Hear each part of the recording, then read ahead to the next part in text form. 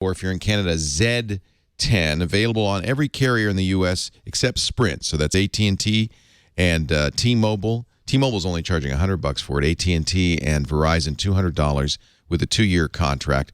I really have to say there are some nice things about this phone. First of all, the operating system, Blackberry 10, is based on something called QNX, which is a real-time happiness. This is a dual-core 1.4 gigahertz processor, 2 gigs of RAM on this. So there's some horsepower under the hood, but it flows very nicely. One thing you'll notice immediately, there are no buttons on this. Everything is about sliding in and out. BlackBerry calls this flow, and it is a very natural way to work. If you've played with the BlackBerry Playbook or a Palm Pre, the WebOS operating system might be familiar to you. You can have up to 8 apps running in the background. You see I've got 4, and as you add apps, they'll replace the over 8. They'll replace the previous one, so you get 8 icons here. You can slide over to see the icons for other apps. Apps is one, of course, the great lacks here. This is such a new operating system. There are somewhere between 50 and 100,000 apps, depending on who you ask, available for the BlackBerry Z10. But most of the apps you want, like Netflix, are not on here yet. It does come with Facebook, Twitter, LinkedIn. And let me do it right. Sorry, you slide down from the bottom to minimize the icon and slide over to the right to see the other icons. That's one of the problems with this, is a whole new way of operating a phone. It does take a little bit of getting used to. One of the other things I like a lot about the new BlackBerry is this hub, where everything is combined into one list. You've got your calendar if you scroll down on the hub. You've also got all your emails, your tweets, your messages from Facebook. So, BlackBerry's famous, and you really see that in the Z10. This hub interface is great for something like that. So, kind of an interesting new user interface, which I like. Beautiful screen. It's very high resolution, very clear.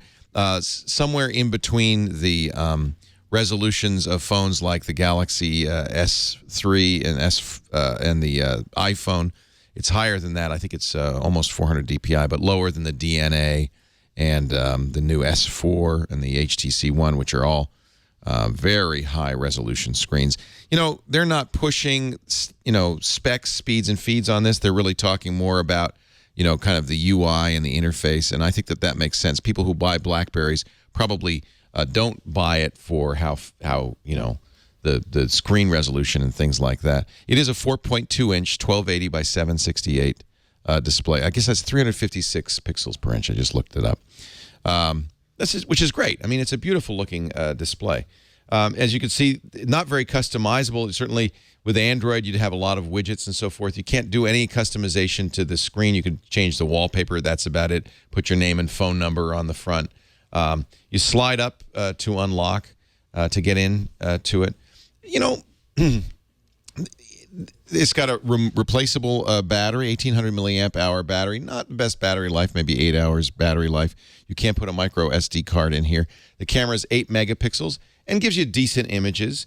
It has its own mapping software, BlackBerry mapping software, which you can also download Waze mapping software. A lot of the Google apps that you might be looking for on iOS or Android are missing on this, and I think apps are going to, in the long run, be a bit of a problem for this platform. You've got to convince developers to write for what is, at best, the number 4 platform after Android, iOS, and Windows Phone 8. If you're in the BlackBerry environment, though, you'll be very comfortable. You've got BBM. It supports BlackBerry Server.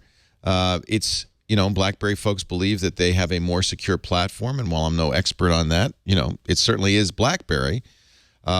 Oh, I forgot one really kind of neat feature, and some people think this is probably the best thing about the BlackBerry. Let me start a new text message on here. It has an interesting keyboard that you could see. I don't know if you can tell, but there's a little more vertical space between the keys, which makes it a little bit easier to type on. And it has a predictive thing. Let me just pick somebody's name to send a text to. That is quite cool. So as I start typing, let's hope it does it. Oh, I'm doing it. Let me do it right here. Enter a message. This. Now you can see, I don't know if you can see it, but there's little suggestions popping up on the keyboard, it learns from what you type and starts offering things like names and addresses. So as I started typing message, I got it wrong. So I can, but it has a little recommendation, very hard to see, but there's a little messages here. I can swipe this into the swipe this into the field.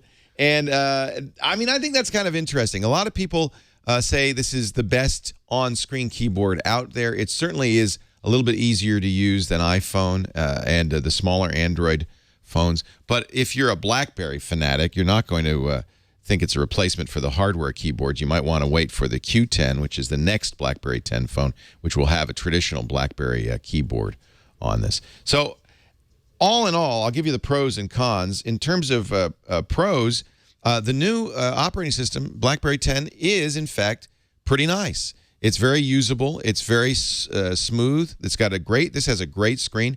I didn't mention it, but the sound quality on all BlackBerry phones is famous. This has its excellent BlackBerry sound quality. I'll play a YouTube video.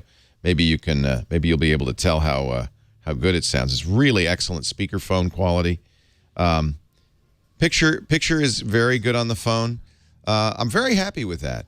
The cons are that it's a little bit late to the game, frankly. I mean, yeah, when the iPhone 5 came out, or iPhone came out in 2007, there were a lot of rough edges. This is kind of comparable to that, but it's not 2007 anymore. We're 6 years later, and you can get much more polished platforms from Android and from Apple. Let me pause this. By the way, I can pause it and swipe it up and put the thumbnail here, and these thumbnails will update while they're in the background. So that's kind of cool. It's not fully multitasking, but like if I continue to play the audio from this, it will continue to play as I swipe up. The video doesn't play, but it will jump to that part of the video when I resize this. But you can see it's still playing in the background. So it's kind of a middle ground in terms of multitasking. Same thing with music apps and so forth. Cons, it's a little late to the game. It's kind of average hardware with kind of average battery life. In fact, it looks a lot like an iPhone. Camera's only average. Everything about it is pretty middle of the road. I'm gonna give it an interesting recommendation. If you're a BlackBerry fan, if you're a BlackBerry user, if you use BBM, if you want to stay in the BlackBerry universe, I'd say absolutely this is a buy. The only negative would be the lack of a hardware keyboard, and if you're a big hardware keyboard fan, you're going to want that. If you're not a BlackBerry user, it's a don't buy.